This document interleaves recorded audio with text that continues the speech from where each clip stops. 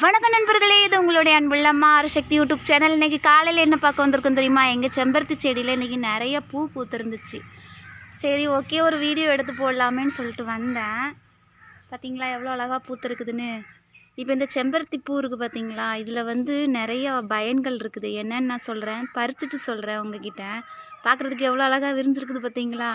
இதோட அள்ளி இதெல்லாம் புள்ளி இதெல்லாம் பார்க்குறதுக்கு எவ்வளோ அழகாக இருக்குது.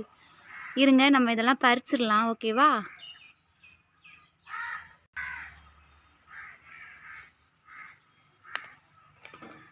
ஒன்று பறிச்சிட்டேன்.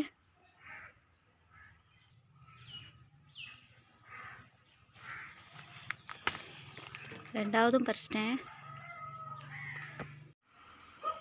மொத்தம் 4 பூ பறிச்சிருக்கேன். 2 பூ செடியில் கிடக்கட்டும்னு போட்டுட்டேன். என்றைக்குமே நம்ம வந்து பூ பறிக்கும் போது எல்லா பூவையும் மொத்தமாக பறிக்கக்கூடாது. செடிக்குன்னு ஒரு 2 பூ விட்டுட்டு தான் பறிக்கணும். அதனால் நான் 2 பூ விட்டுட்டேன். இன்னொன்று இருக்குது, அப்புறம் அண்ணா ஒன்று இருக்குது. 2 பூ விட்டுட்டேன். 4 பூ பறிச்சிருக்கேன். வாங்க பார்க்கலாம்.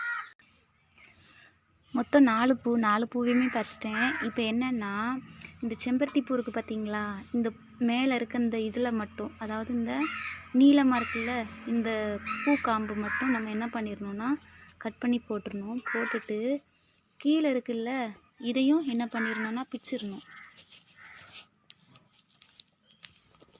இதையும் பிச்சு தூர போட்டுட்டு இதை வந்து அப்படியே பச்சையாகவே சாப்பிடணும்.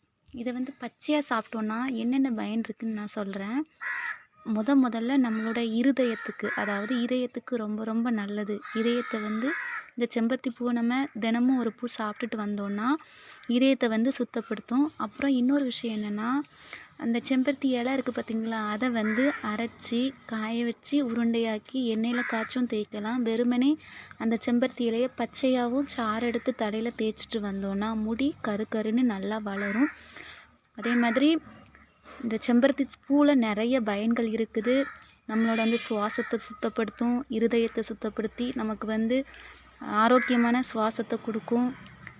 முக்கியமாக ஒன்று என்னென்னா, ஹார்ட் ப்ராப்ளம், இதயம் சம்மந்தமான எந்த பிரச்சனையுமே வராது. இந்த செம்பருத்தி பூவை நீங்கள் தினமும் ஒவ்வொரு பூ சாப்பிட்டுட்டு வந்தீங்கன்னா இதயம் சம்மந்தமான நெஞ்சுவலி, மூச்சடைப்பு, இந்த மாதிரி எந்த பிரச்சனையுமே வராது. கண்டிப்பாக செம்பருத்தி பூ கிடச்சிச்சின்னா நீங்கள் வீட்டில் எல்லாருமே தினமும் ஒரு பூ சாப்பிடுங்க.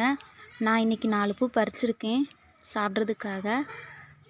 ஓகே, பிடிச்சிருந்தா லைக் பண்ணுங்கள், கமெண்ட் பண்ணுங்கள், ஷேர் பண்ணுங்கள். மறக்காமல் என்னோடய சேனலை சப்ஸ்கிரைப் பண்ணுங்கள். நன்றி.